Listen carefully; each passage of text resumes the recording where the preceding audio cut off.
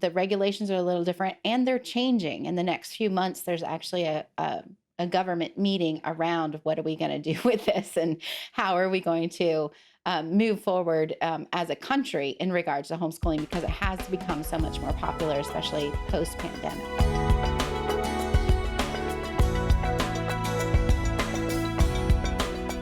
Talk a little bit about your homeschooling in Mexico, because I imagine that this is quite different in a lot of ways than what it looks like for us here in the States. What made you decide to homeschool, and what does that look like for you and your family?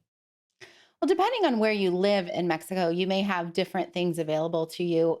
There are multiple thousands of homeschoolers in Mexico, and now way more than there were, 16 years ago.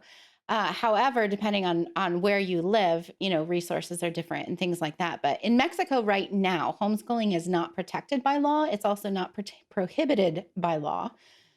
And so as a Mexican citizen, there are certain avenues that you would take, but as an expat living here, our children can also claim U.S. citizenship, which gives us a little more freedom in that area. And Oh, so wow. we pretty much can homeschool our children as if they were enrolled in a school in the United States.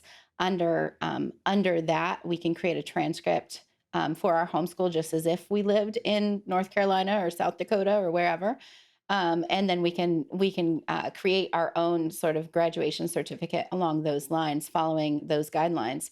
If you're in a Mexican family, the regulations are a little different and they're changing. In the next few months, there's actually a government meeting around what are we going to do with this and how are we going to move forward as a country in regards to homeschooling, because it has become so much more popular, especially post-pandemic. But for Yeah. us, we have a lot of liberty with what we get to do, and it's been a fun journey. Are there very many people in your area who homeschool, like, in your neighborhood? Are you able to do like a homeschool co-op or anything like that? What does that look like for you? We have a small group of families in our city.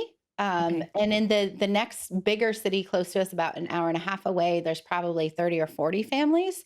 Not necessarily all faith-based. It's a mix, but so there are activities there that we can participate in if we want to.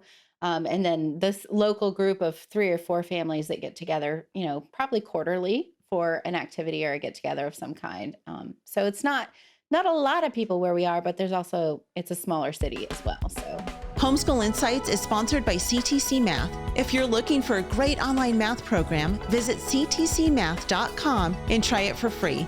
For more great homeschool inspiration and resources, listen to the Schoolhouse Rocked Podcast every Monday, Wednesday, and Thursday.